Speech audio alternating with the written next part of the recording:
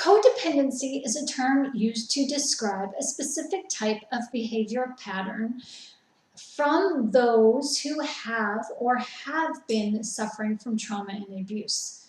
Although this term is viewed by some as a negative behavior, and it is also seen as a negative label, as if someone who suffers from codependency is malevolent or bad in nature.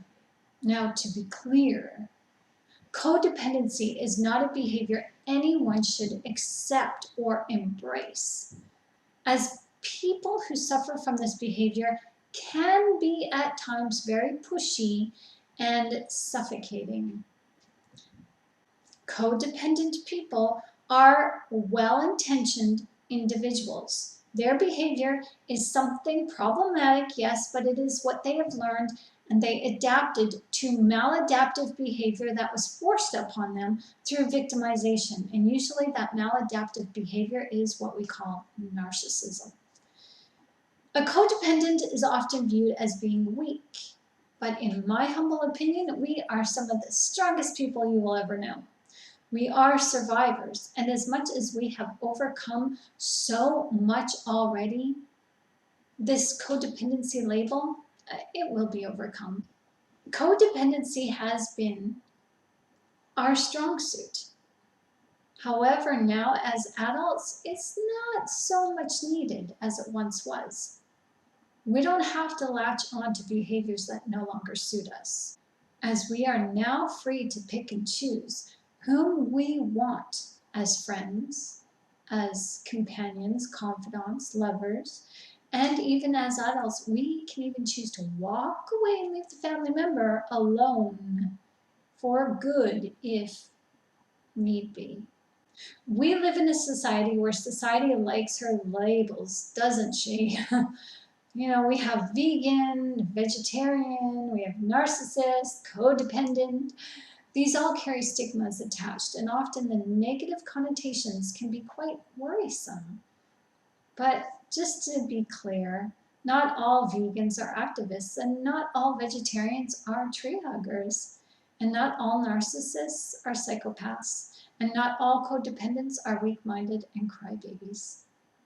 We all are people, and we deserve to express ourselves in the ways that we know how, provided that they don't hurt anybody, provided that our expression is self-expression motivated in maturity and benevolence.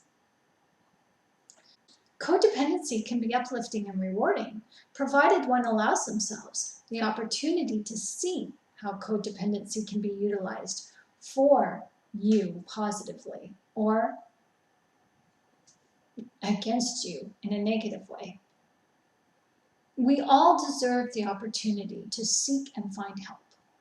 We all deserve the opportunity to find comfort within our framework of friends and family.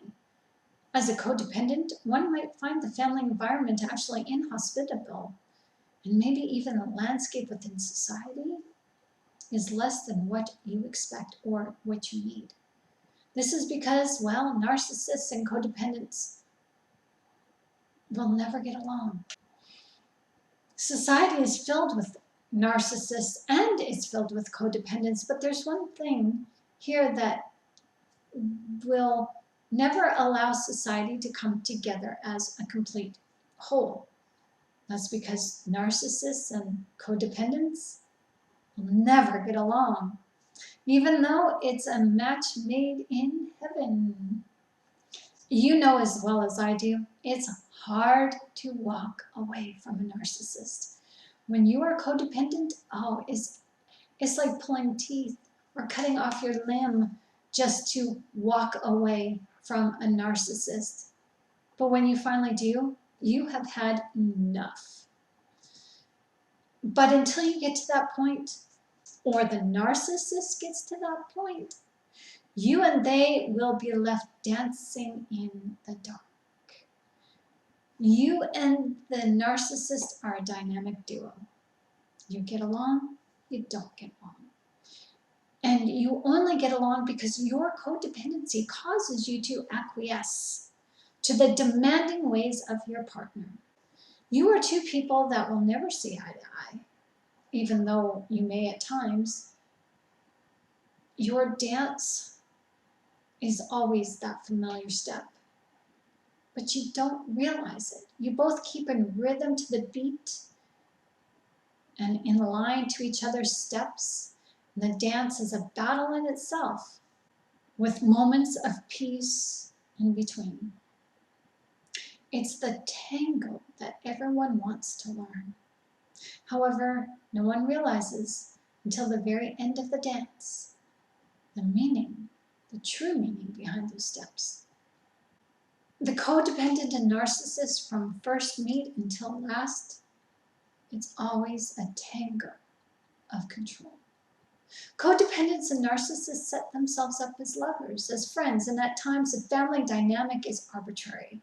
That the codependent and narcissist are born knowing which steps to take, not knowing why, and without knowing the meaning of the coveted Latin lover's dance, we engage ourselves in that musical love affair, and we allow it to overtake us.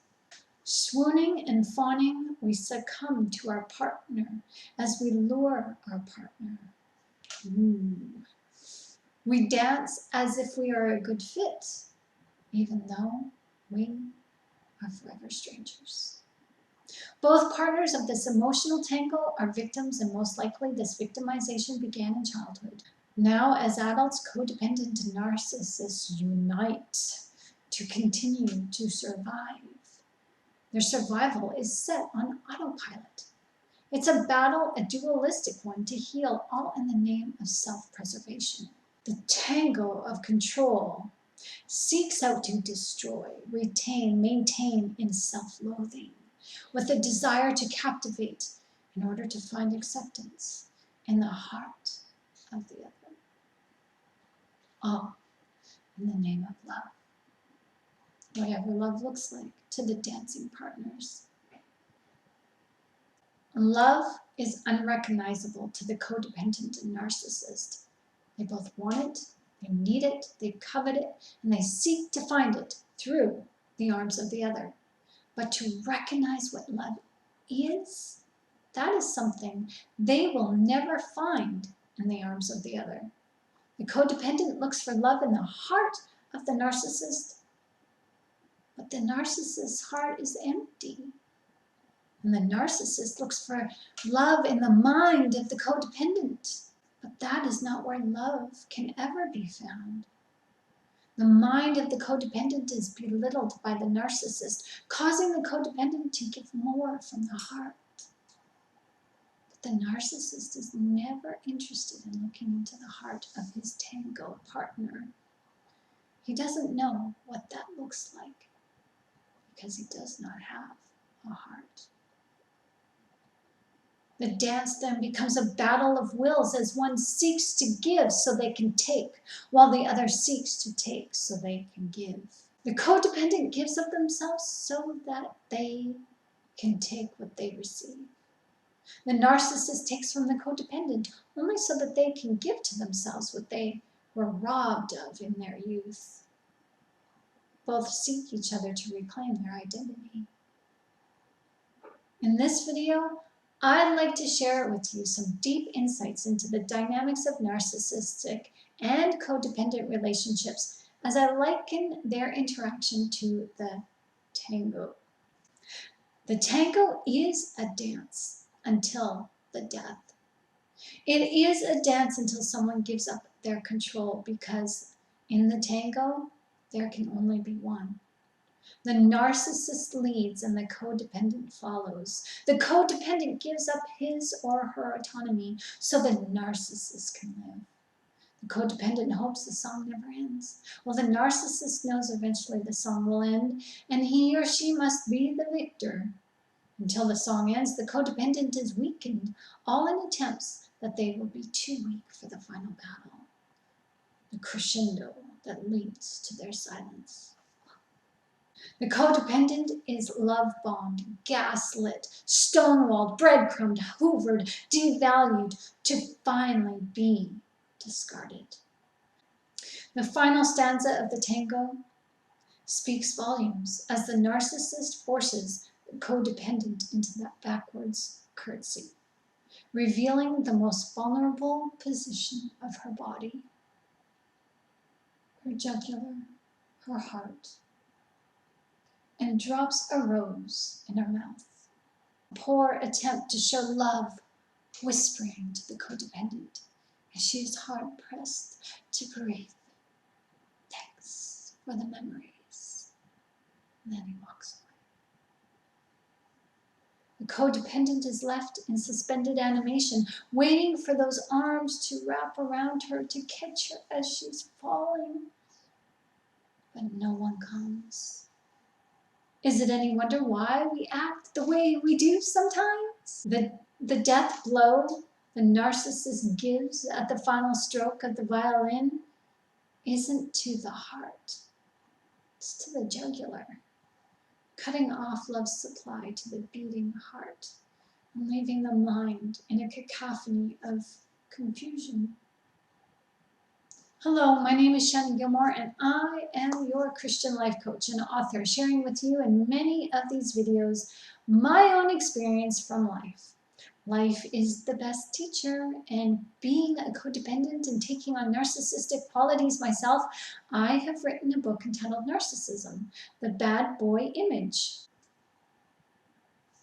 This book is available to help you understand the clinical aspects of narcissism that slants slightly away from what you may already know about this behavioral disorder. I also share with you biblical assertions on key elements to look for when you are faced with a sly fox, a cunning cat, a snake in the grass, who has seemingly your best interests at heart. There is a cure to the symptoms of our pain, as our codependency was created out of a desire to live and love once again. You can learn to undo that maladaptive behavior in a way that's best suited to you, as you can use your codependent nature in a healthy way by learning to address the core issues within the trauma that you endured. It is a long process, and it isn't easy. I have been unpacking myself for over 8 years, and I'm still realizing the codependent ways that are not so healthy for me. We are works in progress, and the issue within codependence, or life itself, is to do the best we can. And I can help you with that. This video is to help you understand the dynamics within you. As you are beginning to unpack the codependency in yourself, I hope you realize that this is not a death sentence. You will have healthy relationships once again. I assure you of that. However, in order to have those healthy relationships, you have to start being in a healthy relationship with yourself. Now, to give you a background history of myself, I experienced narcissism from a very, very young age.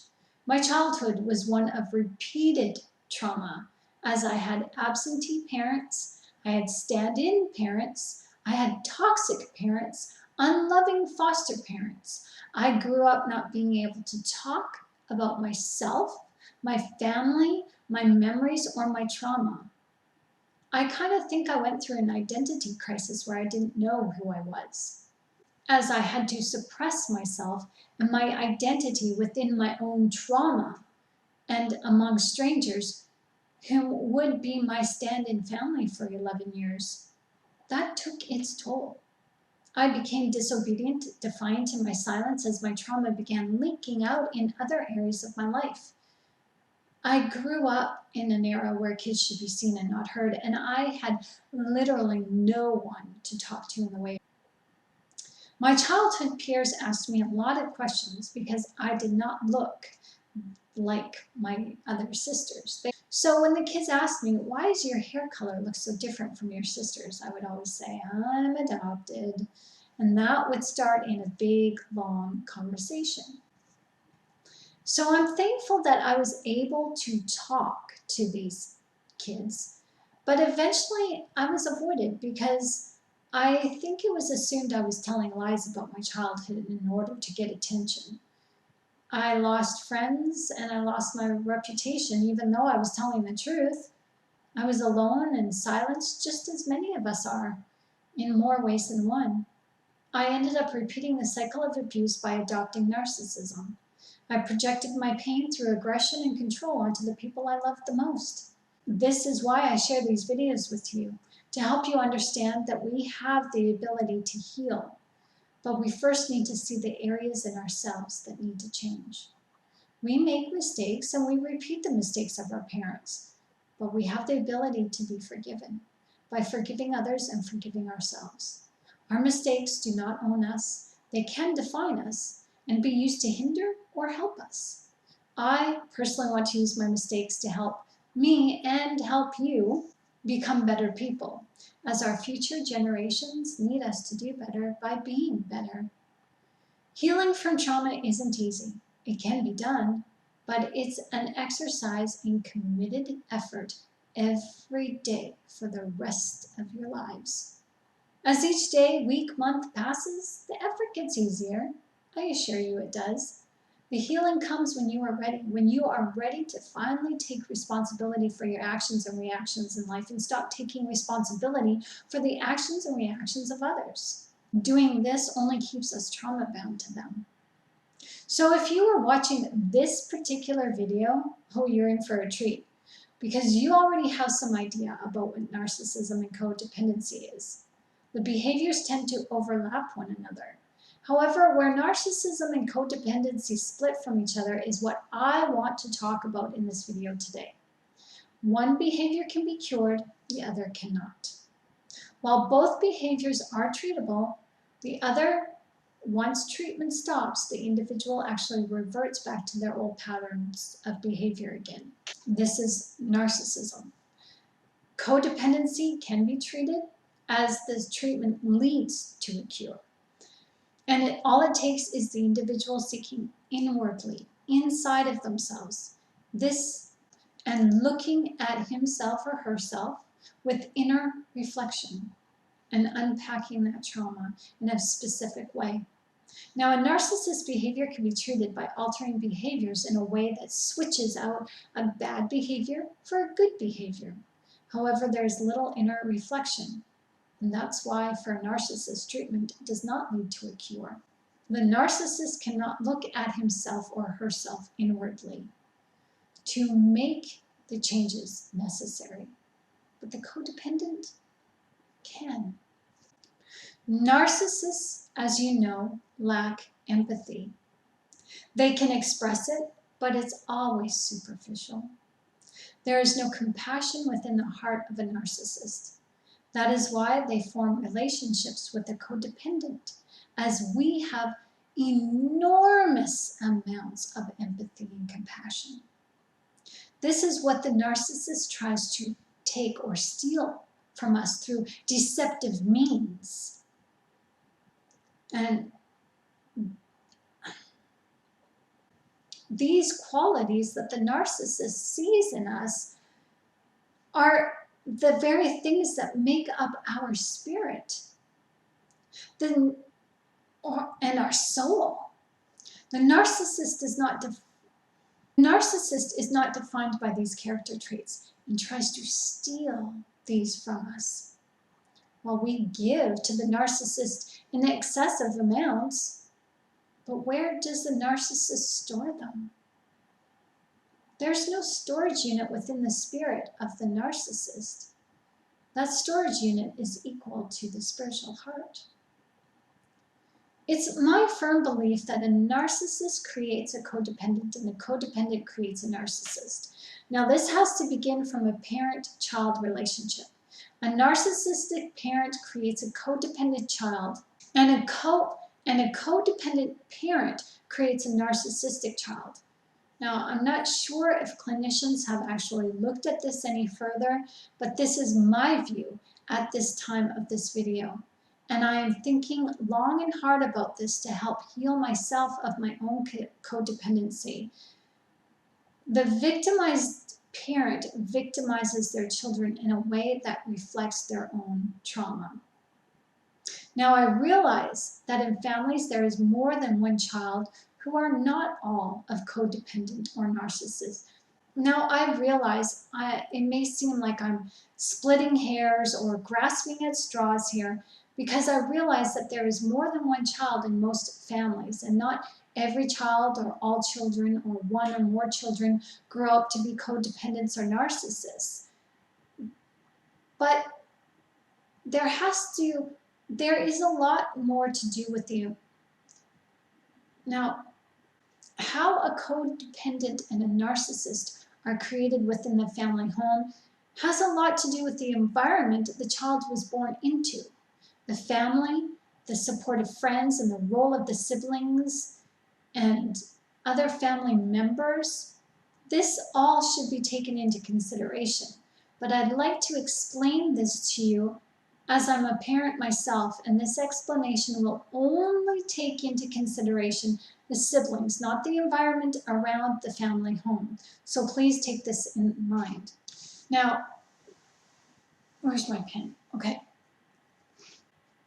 Now, I just want to get into the dynamics of how the codependent and the narcissist are formed within the family home. Again, taking just the bare minimum, I'm just going to explain the role of a parent here. This is from my thoughts based on my own perspective, based on my own experience and seeing other first-time parents.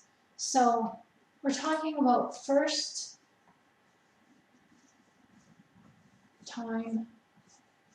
parents.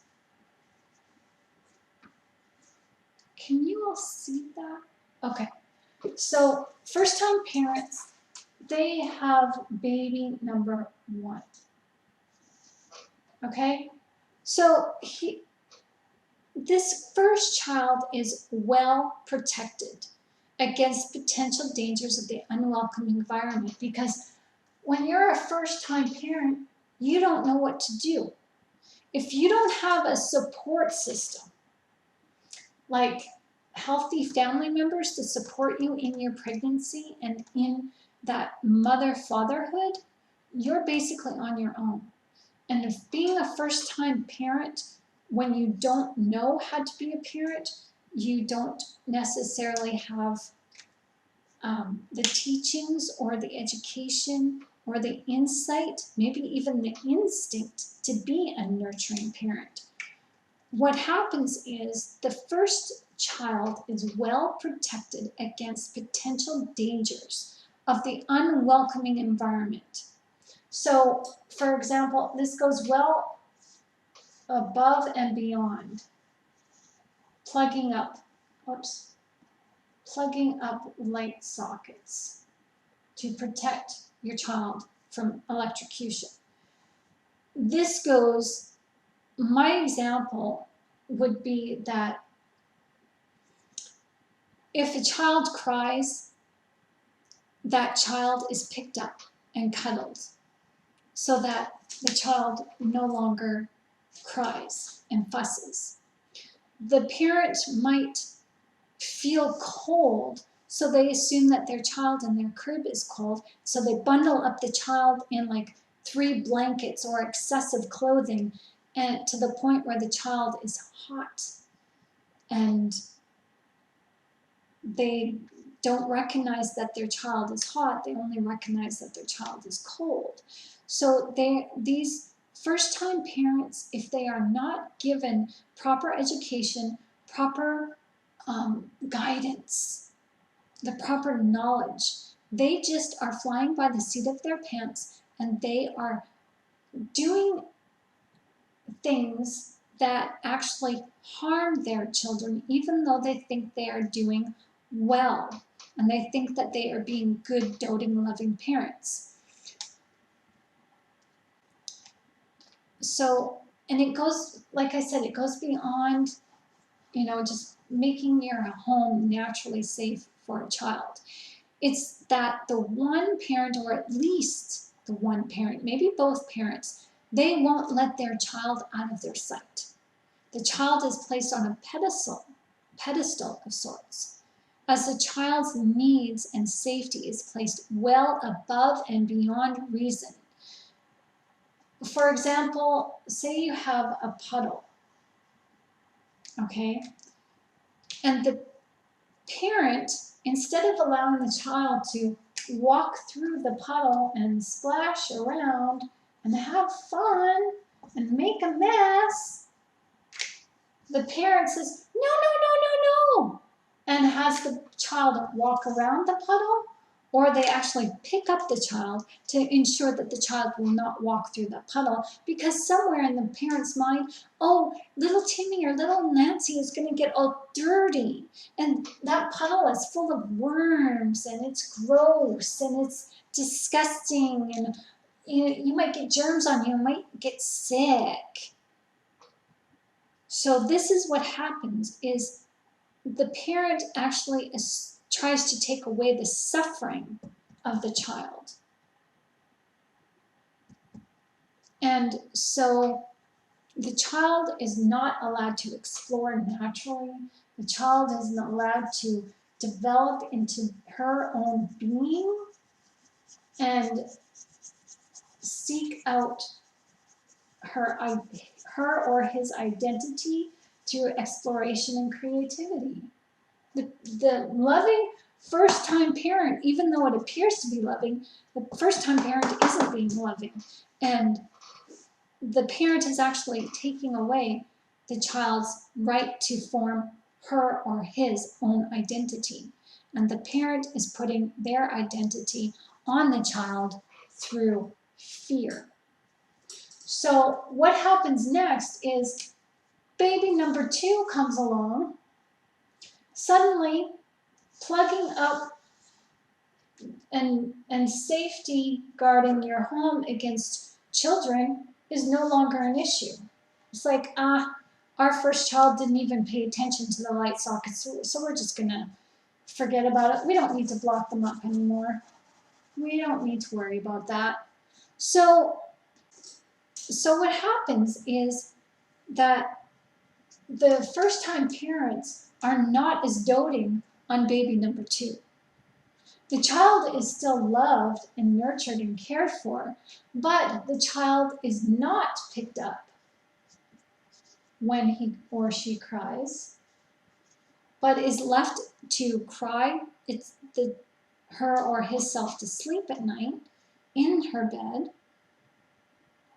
The child is allowed to explore, maybe not those big puddles, but maybe the parent says, okay, well, it just rained in the backyard, so there's a puddle in the backyard. You can go and stomp around in that puddle in the backyard. But no mud pies. Stay away from the mud, okay? So the parent, the second time around, is a little bit more lenient. And while this is going on, while the parent has to take care of the child number 2 in the infancy, child number 1 develops jealousy. Child number 1 is probably not so interactive with the child number 2. And if interaction is encouraged, child number 1 is forming resentment, because all the interaction from parent to child in this first one was exclusive. Now it's not. So by the time child number 3 comes along, what happens? More leniency. The child number 3 is not raised in a house that is full of baby guarding. Is still getting love, but not as much love as number 2 child did, and certainly not as much love as child number 1 did. What is going on now is child number 3 is now raised in love, or raised with the parents'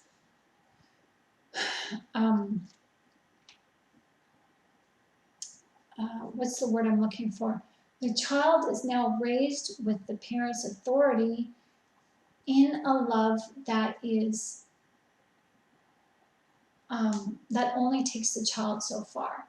As soon as the child reaches a certain age, it's now child number 1 and child number 2's responsibility to look after child number 3. Child number 3 has to tag along with their older brother or sister, and this leads to more resentment. So child number 3 is actually a child who gets to explore the puddles because the parent is not around, because the parent now expects child number 1 and number 2 to look after child number 3. So this is where you get that I'm telling, and child number 3 says, who cares, go ahead and tell, they're not going to do anything. So child number 3 is stomping around in puddles either in front of child number 1 and child number 2, or child number 3 is abandoned and left to explore life on their own. And so if they're on their own, they're going to explore the puddles, they're going to swim in them if they could. And they're going to take little worms, and they're going to take little frogs and tadpoles, and they're going to make their own pond out of this puddle. And the child number 3 may even decide, I'm thirsty, I'm going to drink from this puddle. No one's watching, I don't care. So child number 3 and child number 1, there is such a severe contrast that they don't know each other. Child number 1 is the one that is raised to become a narcissist. Narcissist. Child number 3 develops to be a codependent. ENT. Child number 2 can go either way if they wanted to.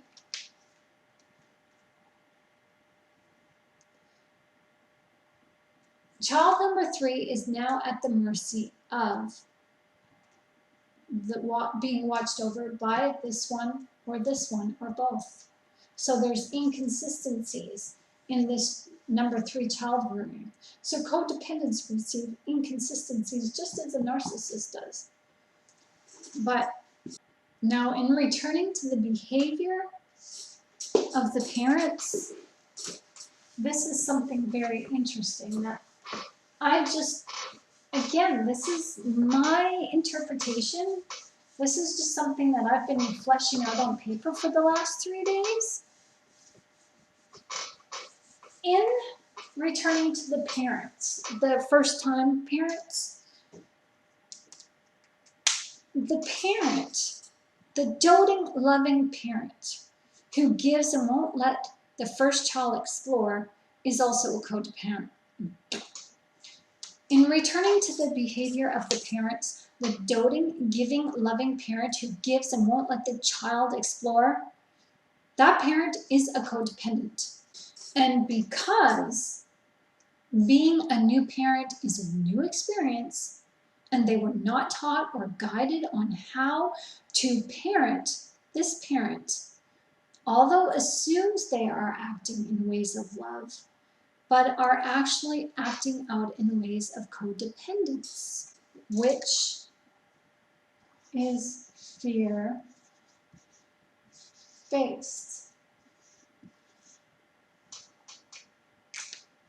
But so is narcissism. Narcissism and codependence are both fear-based. How does this happen? Okay, well, a new parent fears that their child is going to get hurt or sick. They fear their child is suffering, so they pick up the child to ease the child's suffering. Is that not codependence? A codependent gives to a narcissist to ease the narcissist's suffering. We assume that all these tactics of the new parent is out of love, but it's the opposite. The parent is fearful.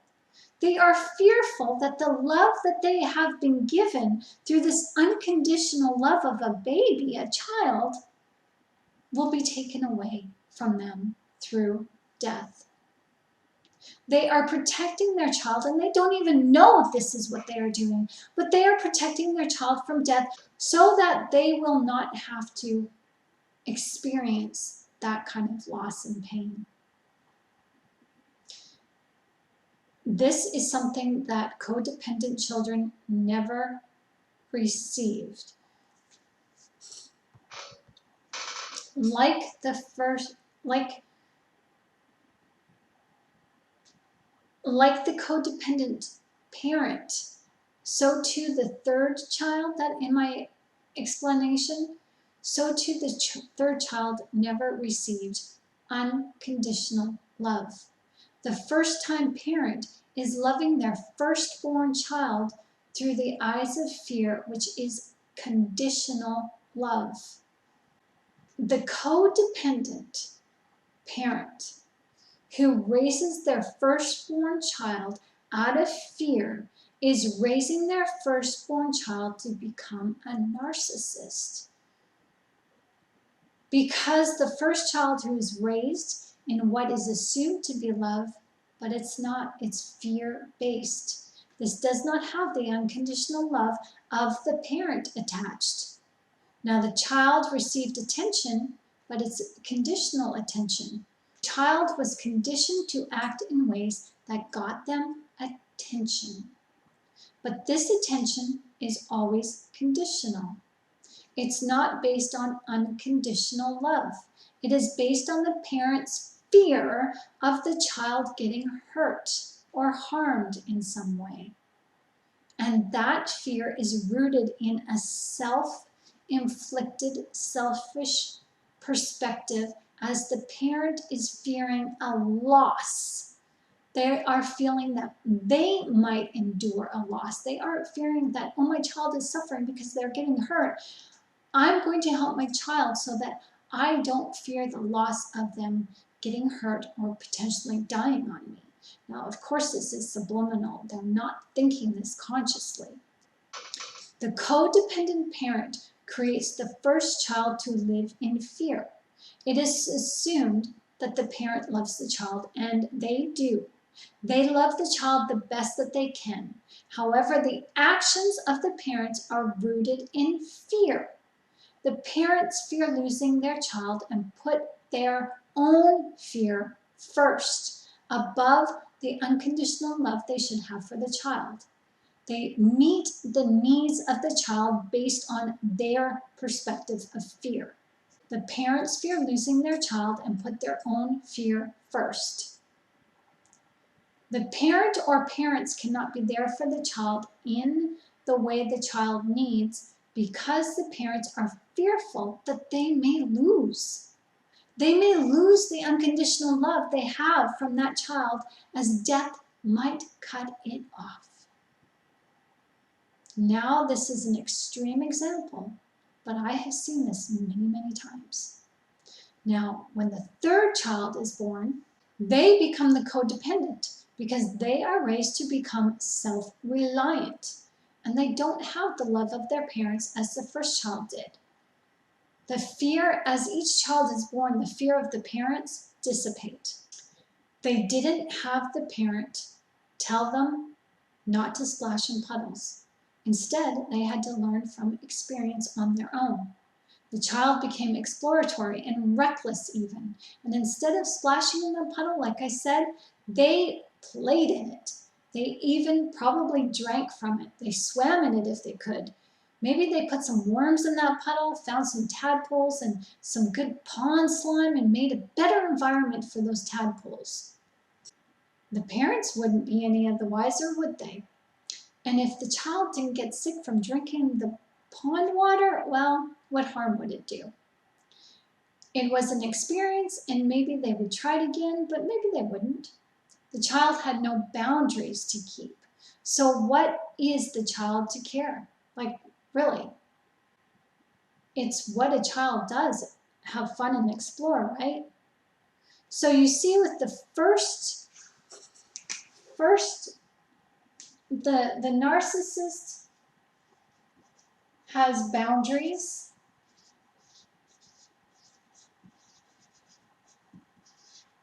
The codependent, no boundaries.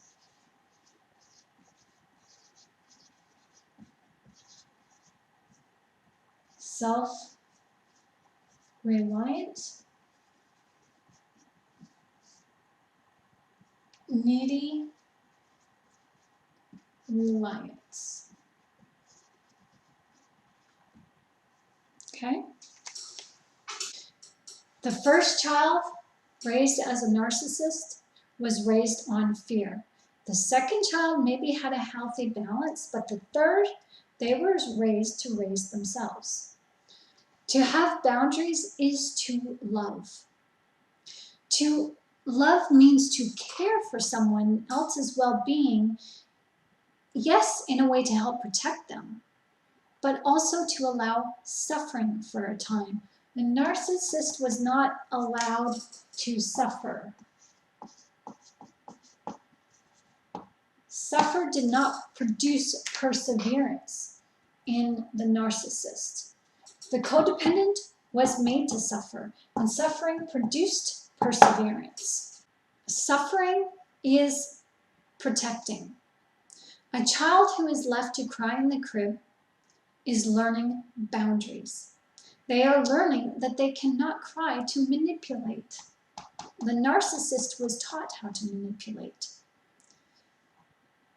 The child left in the crib can cry to express that there is something wrong, as a parent always knows her baby's cries.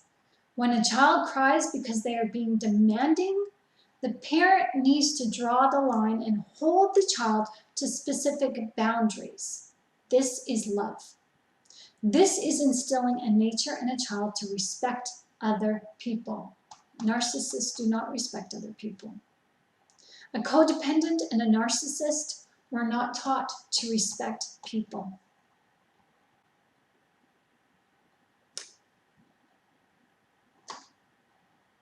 A narcissist, because they were raised in fear, cannot learn this. However, a codependent can learn this as they understand through the self-reliant nature what boundary keeping really means. As boundaries are what they set for themselves. Now, it's hard to do, but it's necessary in the effort to love anyone, as this is what it means to be responsible, and responsibility means maturity. So can you see this?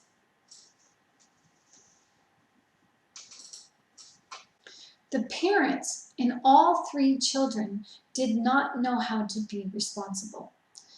Through the experience of raising children from the first to the third, that is how a parent became responsible and mature.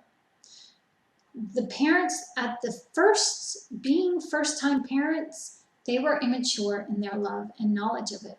And this is what is passed down to their first child.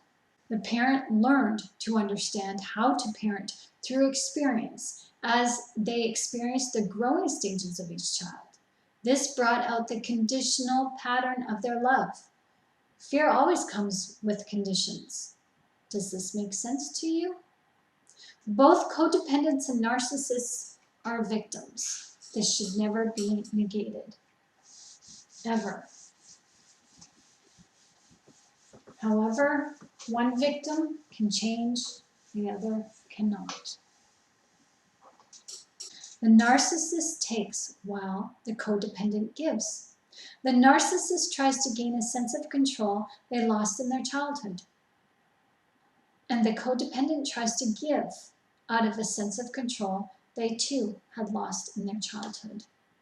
Now, looking at this from the point of view of families who have had more than one children, who have had more than one child, the narcissist children resent the other kids, as the first child no longer has the full attention of the parents, and now has to have the responsibility of being a parent to the other siblings. Now, this is only one perspective. Both codependent and narcissists were robbed of their innocence and their sense of self-awareness. This is what binds narcissism and codependent natures together. We both can relate to one another.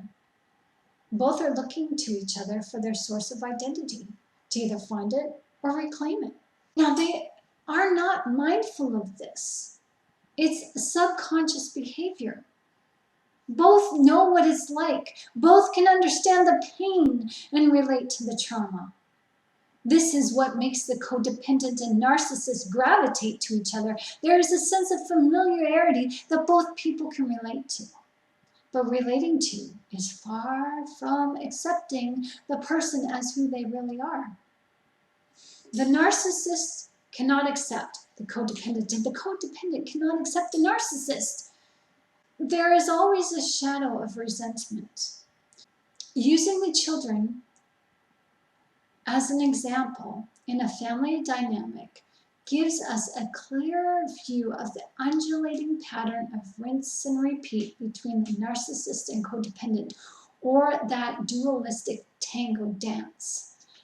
This example does not take into consideration of extenuating factors, as I just want to keep this as simple as possible. Even though the familiar pattern of trauma may be similar, a narcissist was raised differently than a codependent. Hello. However, the very thing that is in the codependent is exactly what the narcissist needs. They need that identity of self, as the codependent learned through self-exploration. The narcissist was not raised to be self-reliant. The overweening parents of the firstborn child created the child to depend on love and attention of others. But the spiritual dynamic, the hidden dynamic of those actions that appeared to be love were fear. So the narcissist instills fear in their love. Now, the narcissist thrives on being the center of attention. The adult narcissist is an attention seeker, are they not? We can all agree on this one. However, looking into the past of the adult narcissist, they were perhaps the firstborn, or at least they were given through some special treatment in some way. And this special treatment was consistent, and it wasn't consistent and doled out among all the other children. Somewhere in the family unit, the narcissist was created because one child was favored over the other. And usually that child is the firstborn, is it not? The firstborn child, in my example, this child perhaps was not allowed to crawl around on the floor near the dog's dish. They were not allowed to try skating while their friends were skating on the ice rink, because the parents feared that their child may have fall and get severely hurt, either a bump on their head or get cut with the skate blade. This stifled and stymied children, and this has a negative effect later on in years. I am a child who was raised to be self-reliant, and my body is full of scars. I learned the hard way. I explored, I ventured out there, I got bit by bugs, I got ticks on me, I got leeches on me, I got cut, I fell off my bike, I got cut by skate blades, I got bumps on the head from skating, I fell down while skiing. Oh my goodness.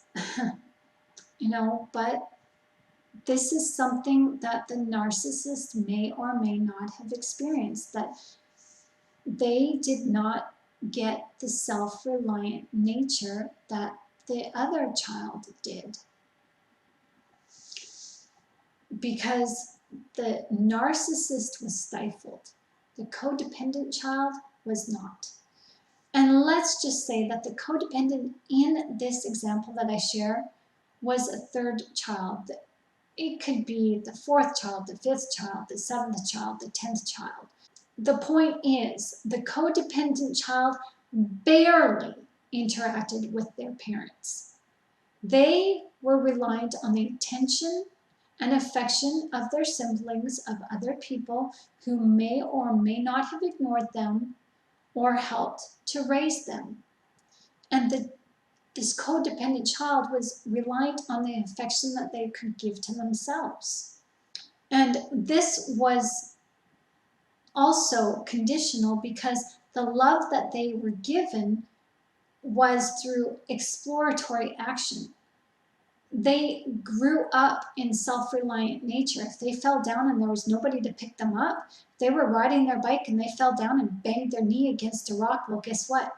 There was nobody around. They had to pick themselves up, walk themselves back home, and clean up the mess. So the child learned to love themselves by taking care of themselves. They still did not learn that unconditional love. So we still have a dynamic of the narcissist and codependent. How they come together is that they were not rooted in unconditional love. And see, here's something else that just came to me, is the codependent, they were able to get over their fear. They were able to challenge fear through self-reliant nature. A codependent will probably be one of the first people to go out into the woods alone, dark, and challenge. You know, if you guys are scared to go, let's go. I'll be with you. Let's go. I'll go first. Because we've learned to challenge that fear within inside us through exploratory natures. Just as the narcissist, the codependent too needed parental guidance and praise. The narcissist received this. They received stifle guidance and stifle praise out of fear. But the codependent really didn't get that, didn't even get bare minimum most oftentimes. So now you are seeing a pretty picture of the dance of the tango between narcissist and codependent. The narcissist needs the self-reliant, self-loving fortitude the codependent has. The codependent needs from the narcissist the loving praise from the parents the codependent individual never or barely received. They both need from the other. They both try to control each other in order to get what they need from each other. But no one is the wiser that it is not in each other to give or receive, because the narcissist was given love rooted in fear. The codependent was not given love, but a self-reliant nature that was also rooted in fear, because it's either, how do I explain this? The codependent had to challenge their fear. But if they didn't, then it didn't get done. So using this example of walking in the woods, in the dark alone, or walking through dark woods alone, look at it from this perspective. A codependent is walking by a lonely street. And on the lonely street, they take this path, say they walk to school every day, and they take this lonely street path every single day. And on this path, they always pass by these darkened woods every single day. That's going to form a curiosity. Now, it will either form a fear that the codependent will either run from, or they will challenge themselves. And in challenging themselves, they gain confidence, a confidence that comes from within. But with healthy parenting, we gain confidence from parents' praise. And so when the codependent finally gets up the courage to go into those woods and they come out victorious, they are then given praise. They pat themselves on the back, because that praise to them is now courage. But it's not the praise of unconditional love. It's not the praise of, I love you, you can do this, I know you can do anything. You put your heart's desire to, you put your mind to it, you can do it. It's not that kind of loving nature. The codependent has fear in them as well. And it's rooted out and challenged by themselves taking the initiative and staring that fear right in the eye, bopping it in the nose. The narcissist can't do that. So you're seeing here in this video that the trauma in of itself took away the very things in the narcissist and codependent that would make love stay. The trauma dictated to both people that love is never unconditional. Love comes at a price, and love always has to have requirements met before we are worthy. The trauma inflicted the wounds of abandonment that dictate that love is conditional. Both narcissists and codependents were robbed of their innocence and their sense of self-awareness. And now they are both in this tango of self-preservation because both parties were rejected through abandonment. Now they look to each other for their sense of identity because the trauma took all that away. Both are trauma bonded to the trauma and they don't even know it. But to unbind themselves to this trauma, they look to each other to set themselves free. They gravitate to each other through their needs as both need love, but both are rooted in fear. But they both don't know what love is. They only know fear. As much as people assume that narcissists are predatory, let me just say this. They act like it, but I believe it is more instinctual more than anything. And I'm not in any way sympathizing with this negative behavior. I don't even sympathize with the negative behavior of codependency in myself. But I want to make this clear. There is a reason why God tells us to love, and that is to show kindness to our enemy. A narcissist is our enemy as we are an enemy to the narcissist. As the narcissist is an enemy to themselves as we are an enemy to ourselves. A codependent is a narcissist's enemy. A codependent is an enemy to himself or herself. I understand that this may be hard to hear, and I am going somewhere with all of this insight. I am not laying blame, and I do not want to judge anyone. We have all gone through our own set of traumas. You may not agree with my perspectives in this video, and that's okay. I'm not claiming to be right. This is what makes sense to me to help me unpack my own trauma and help put it out there for me to digest and free myself from, and I'm hoping that this resonates with you on some level. This information is deep, and it can help you to understand your own patterns of behavior just a little bit better. Each dance partner the narcissist or the codependent continues the pattern of rinse and repeat with is this dance is all that they know. Just like a tango, there are different musical pieces to dance to, different steps to take, but the theme of the dance remains. The tango is always the dance until the death. This behavior is subliminal, and although it may seem like we look for specific characters in people, the spirit knows before we do. When we are consciously aware that this partner is leading us to destruction, our subconscious is directing and deciding for us, urging us to take that one step more. The narcissist is just as enamored as we are. We just think we know what our motives are. We, as codependents, think we know what our motives are. The narcissist and codependent are familiar to each other. The narcissist always takes, and the codependent always gives.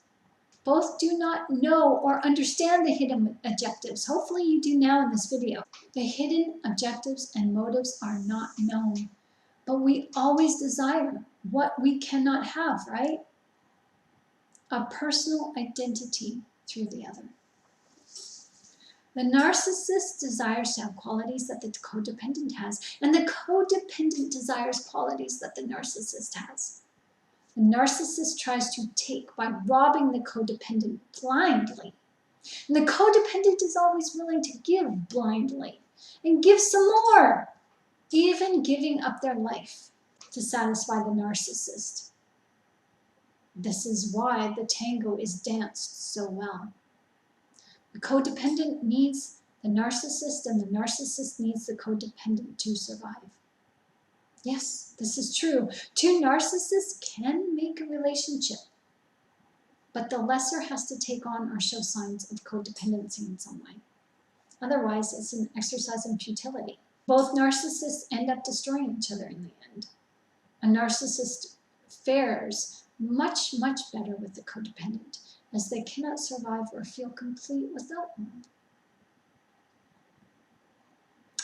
There is an unspoken void, and maybe that is why a narcissist feels the need to cheat, because they are looking for the same type of dynamic they had with a codependent when growing up.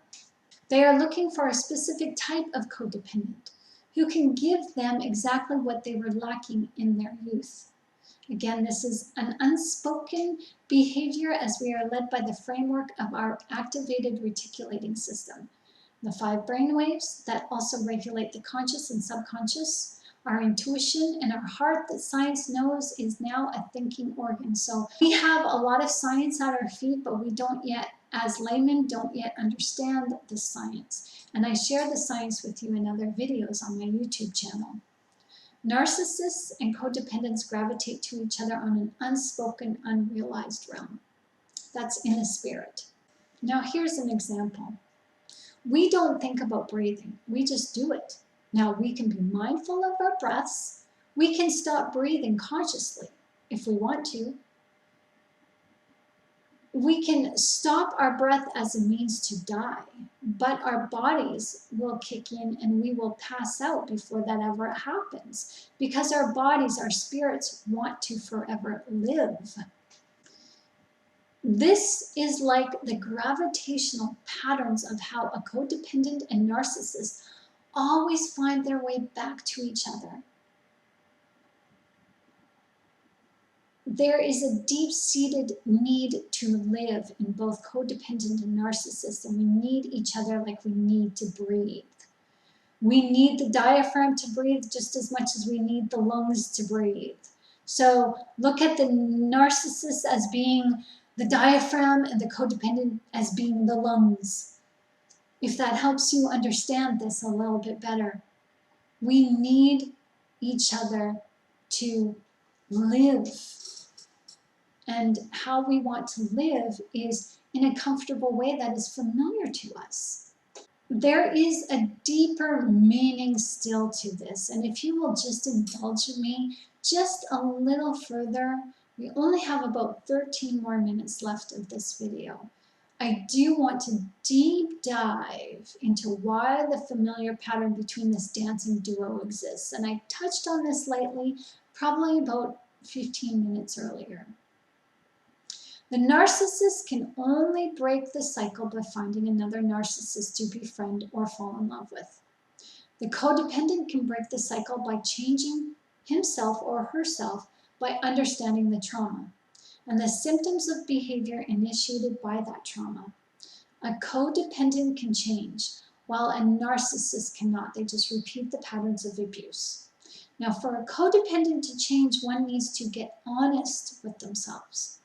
Honesty means to have those conversations with yourself that look at your behavior, to ask those deeply rooted questions that require authentic answers. Honesty means to take responsibility. I have some questions that you are welcome to write down and answer for yourself. Why does the codependent give of themselves in a way that allows the narcissist to take advantage? Why does the codependent have difficulty saying no? Why does the codependent have a preoccupation with the narcissist's well-being? Why is the codependent unable to stand up for themselves but instead put other people first? Why does the codependent engage in people-pleasing behavior? These traits are so not the narcissist, but they are agreeable to the narcissist because these qualities show that the codependent can be controlled. What the narcissist does not realize, what they like about the codependent is also controlling behavior. The narcissist was raised in controlling behavior. Tommy, don't do that. Don't do that, Jane. Don't do that, Sally. Sally, you do that, you're not going to be able to wipe that off because those markers will stain your face. So, you know, both the narcissist and codependent do not want to be controlled, yet both express behaviors that are controlling. Now, why do you suppose this is? Both behaviors, as stated, are rooted in self-preservation. The motives within this paradox of seeking control is what separates narcissism from codependence. This is only my opinion, and it's just an idea for you to consider. The narcissistic individual is motivated by selfish gain, while the codependent is motivated by selflessness. This is the tie that binds, as both are rooted in the need to survive. The narcissist uses the empathy of the codependent to maintain the codependence, while the codependent person uses the empathy within themselves to maintain the narcissism within the narcissist. Why? Because they both need each other, not realizing that their survival is reliant on the other. They are bound by a common thread that they both can relate to, and that thread is a threat. It's rejection that leads to abandonment. The narcissist and codependent in the symptomatic behavior have rejected themselves. They look to each other to discover validation, but the trauma bonding that they had with their parents of their youth will not allow them to find that validation. It is superficial and it comes at a price. The price we pay being in each other's lives is a far better one than the initial rejection from our parents. That's a road we will never want to go down. So we try to find healing in the one whom we can best relate to. But it is the trauma we cannot relate to, as it is the experience within the trauma that separates us. As the narcissist was raised in fear with unhealthy boundaries, and now we as codependents realize that we were raised with unhealthy boundaries because we had no boundaries. We formed our own boundaries. And we were raised with the absence of love. And so we were raised in fear as well, but it was fear that we had to conquer ourselves in order to feel validation. So again, both narcissist and codependent were not raised in love.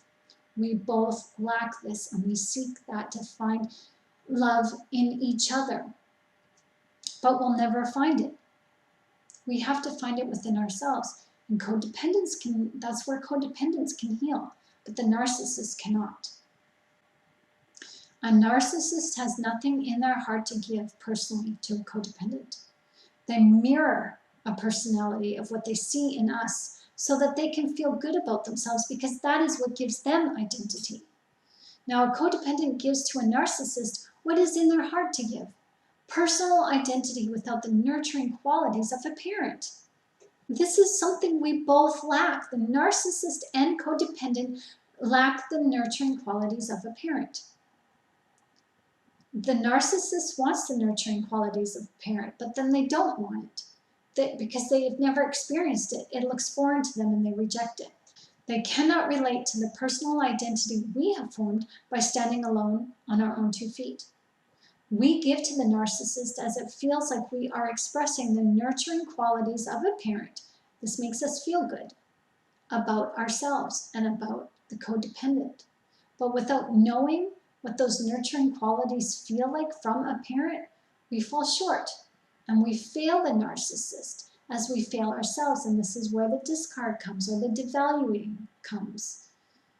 It's an odd dynamic that only works for a time. It isn't without consequence.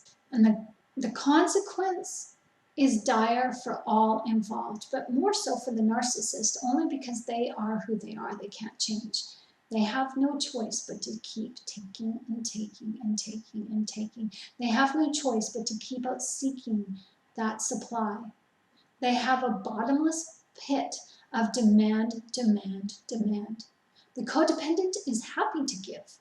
And we give and we give and we give because we have a bottomless pit of giving. But we give until something within us says, wait a minute, this is now self-defeating, not self-preserving.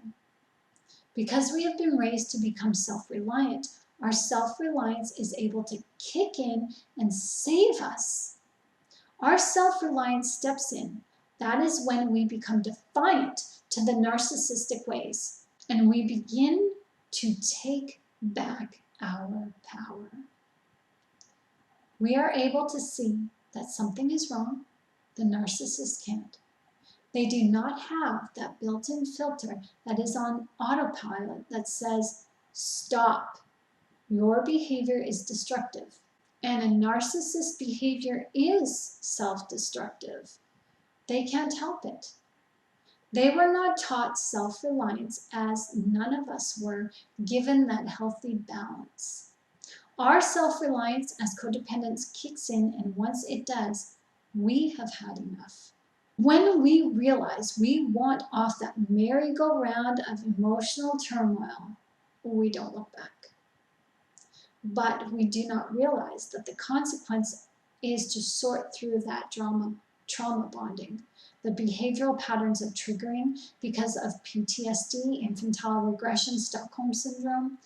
For the first few years, we are a mess when we come out of a narcissistic relationship. We are vulnerable, and that is when another narcissist might come waltzing in to dance with us a different tango with moves we have never seen before, so please be careful. The codependent may not realize or understand that their self-reliance has kicked in, but it is powerful when it does. It isn't just powerful in a good way. It sets you at a war within yourself.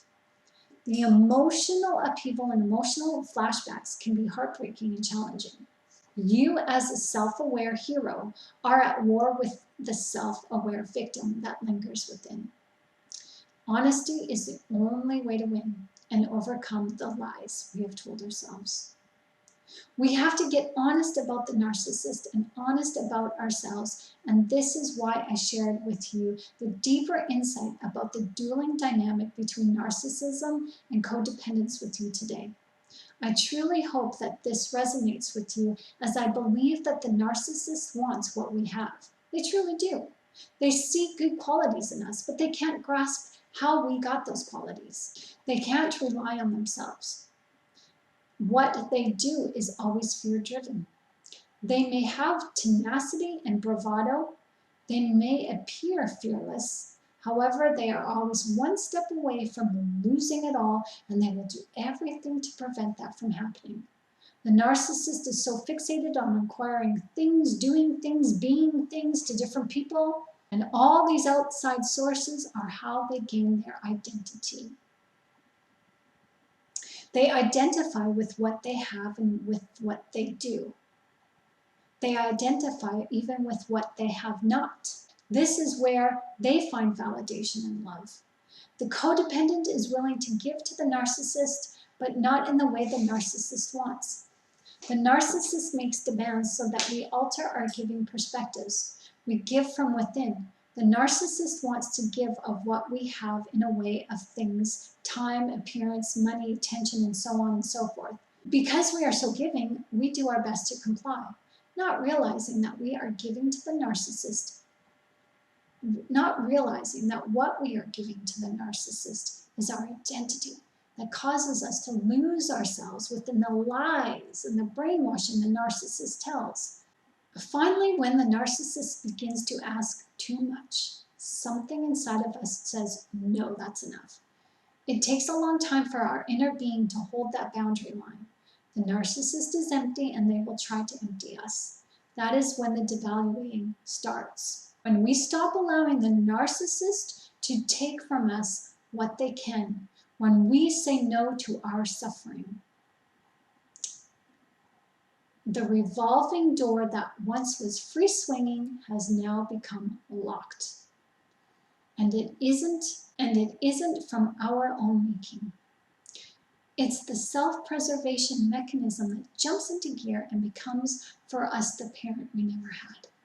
We do not recognize it, and neither does the narcissist. They give a try to get us to budge. They try to budge us with those famous tactics that they used once before that worked, but no longer do they work. And because of that, the narcissist, if they don't leave, we have to leave. They are no longer wanted, and they need to find someone else. Once the narcissist leaves, we feel empty inside. But let's not mistake pessimism for emptiness. That is what we are left to deal with after the narcissist leaves: pessimism, rooted in fear.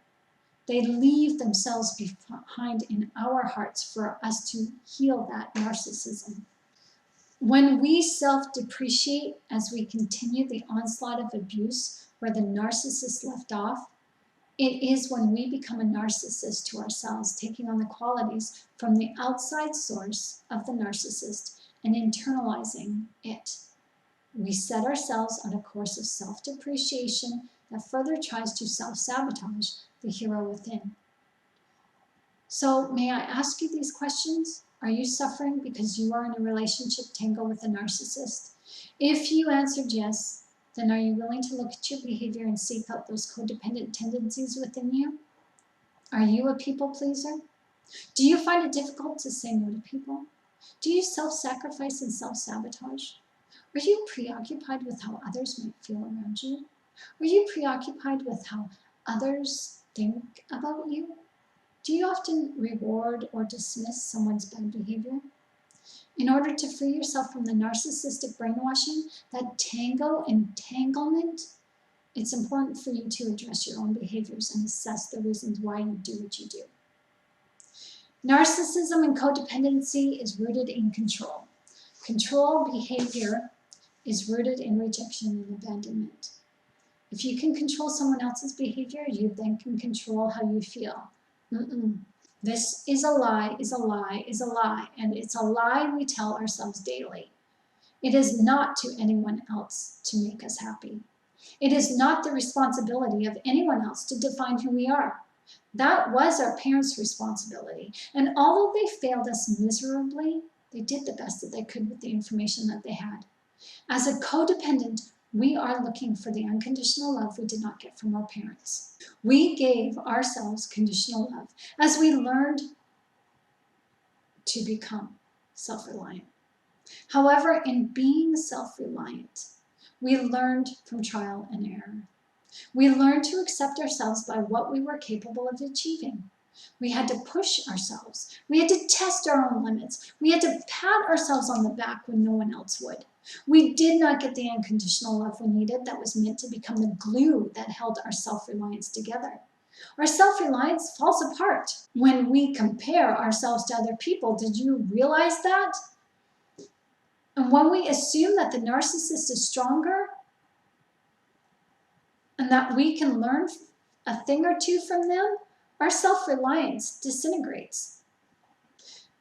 When we believe so strongly that the narcissist will help us in our failings, when meeting a narcissist, we begin to fail ourselves because we begin to transition ourselves into the position of handing ourselves over to the individual who can give us love on a condition and that isn't what we need.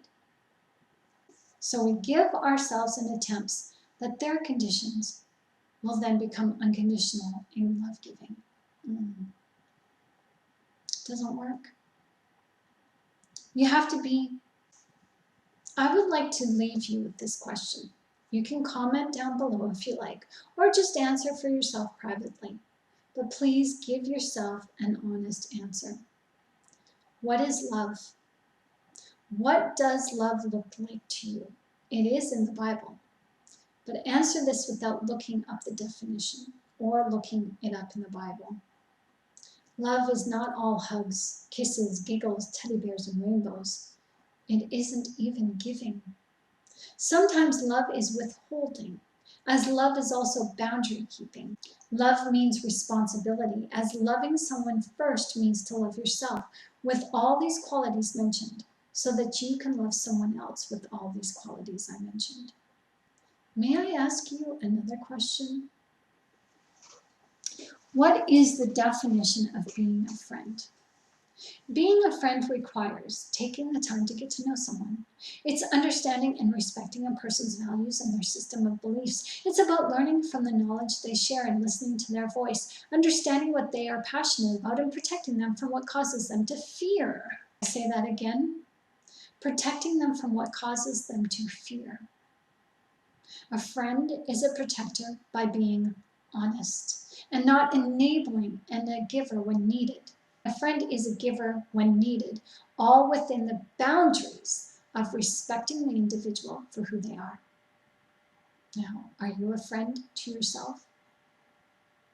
How do you know? Are you sure you know who you are? That's what needs to be discovered. Establishing a friendship with yourself is the first step to defining a loving friendship within you. When you establish a healing relationship with yourself, you will then attract that from others.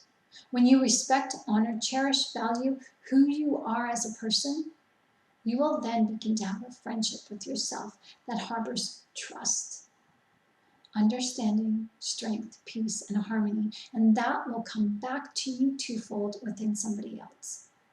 Now, how do you apply these qualities to yourself? By being honest and looking at the trauma.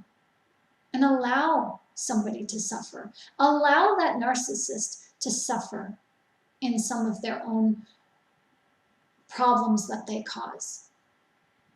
Look at the story of Job. Job took on the consequences of his son and daughters because he sacrificed animals on their behalf. Just read that story with that in mind and look at your own behavior, your enabling behavior of a codependent to your narcissistic partner, friend, or family member. Narcissists don't like us saying no, but sometimes saying no is loving. It is necessary. It is loving to not watch somebody fall on their face and laugh at them, but to sometimes people need to fall down because they need that inner strength like we've gotten to pick themselves back up. If we always do things for people, they will never get strong, ever. If you always changed a light bulb for somebody, how would they be able to change a light bulb, say if you stayed away from the house at night, all night? Do you expect them to not change the light bulb and sit in the dark and wait until you come home so that you can change the light bulb? Some people are like that because this is what enabling behavior teaches, that we will suffer before we will help ourselves, because eventually someone will come along and help us. Now, in closing, I'd like to share something with you that I wrote to myself just a few months ago, June of 2020. I wrote it because I was feeling such guilt over something I had done, something I allowed to happen to me as I wrestled with self-doubt.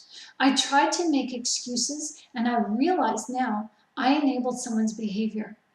I should have called them out on it when this situation happened, but instead I made excuses in my own mind and tried to make the situation right. I tried to right the wrong the best that I could. I was holding myself to their responsibility. Had I listened to my gut instinct in the first place and paid attention to those red flags, I would not have gotten myself in so deep. But then again, had I not realized, I would not have found my way to journey myself through self-healing. By looking at my own codependence, and maybe this video would have come at a time much, much later on down the road. Maybe it wouldn't have come at all without this previous knowledge. I believe everything happens for a reason. And even though today I still have regrets of my wrongdoing, I am choosing to learn from it and let it be a lesson of hope and to help me, to help you become better by doing better. This letter is from my adult me talking to my inner child me. This is what I say. I choose happiness, abundance, love, peace. I am sorry, Shannon. I did not protect you from harm. I was working as best as I could within the information I had at the time. Yes, I did know better. Yes, I did fail you. I failed us. I am sorry. Please forgive me. Thank you. I love you. I am your advocate. I am your friend. A friend loves and only wants the best for you. A friend makes wise decisions and gives sound advice. I have not always acted as your friend. I acted in ways that were against you. For me, I am sorry. I am learning to be your friend. For us, for you. I will watch out for you, to work together with you and to help you succeed. You are an encourager, and I will encourage you too. You are capable and you have come so far already, but you're not alone. You are a good person and you are kind and loving and caring, and people like you and they do see your beauty within. It is my responsibility to help you see it so that others can recognize it even more. You are wise and caring and wisdom, and I have stifled that through my own selfish efforts. I am so sorry. You are exceptional. I am sorry I could not see it. If I cannot see it, how can you or I expect others to see it? We are a team. We have to be evenly yoked together. I have not been a good leader, and I haven't allowed God to lead us. You hold promise as you help change people's lives every day. You are special and you are a winner. You are everything beautiful as there is strength in your beauty. You are a warrior. Thank you for remaining strong and not giving up. Let's champion this life together with God, never forgetting that we are set apart for a great purpose in His name. So when you are ready, I encourage you to write yourself a love letter. There is healing in those words of friendship and love, and read them on a regular basis. Now I have just a few minutes left in this video, and I want you to know this. It is not for you to wear the label of codependence as a badge of honor. I'm hoping with me sharing this with you as I do, that you will be inspired to become your own advocate. I don't want you to watch these videos long term. Reference them for as long as you need. Write down information, take notes even, but do this to learn and grow at your own pace so that you can walk away from the knowledge of narcissism and codependency and this type of trauma and pain. I want us to finally meet, not on the other side of our computers, but let's meet one day out there, in a conference or in a meadow in a park. Let's meet out there where living is. It's my hope that you get out there and enjoy life. It's my desire that you form healthy relationships and make life great again for you and for others, as I imagine you becoming a voice of hope, joy, love, and happiness for others who have yet to discover their freedom and self-healing. Narcissists are toxic people, and I really truly hope that they decide to get the help that they deserve. They are people we have to interact with, so please be kind.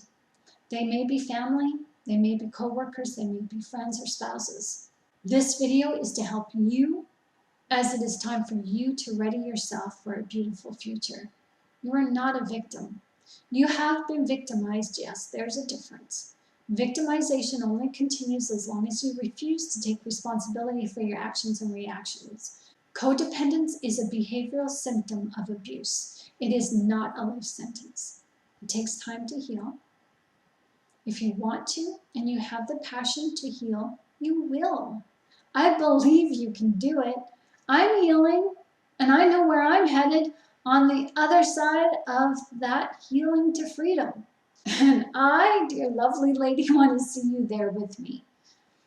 Who knows? You may get there before I do.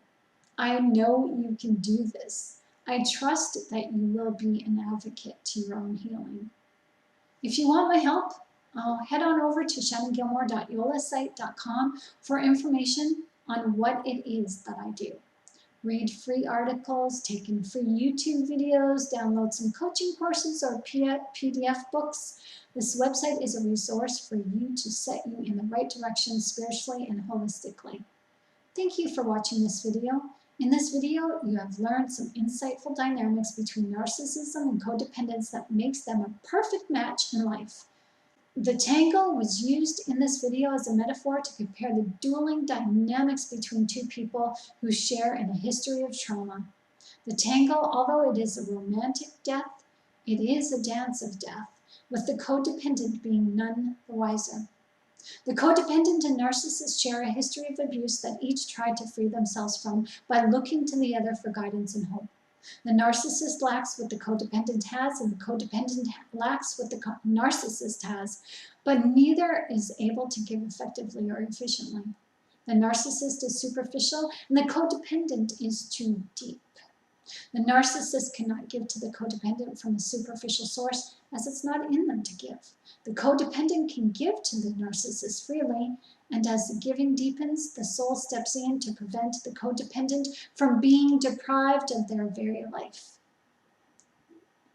life source, their soul. A loving resource that needed to be found, but could only be found in the narcissist's abuse. Once the codependent finds that they have been looking for, there is no turning back.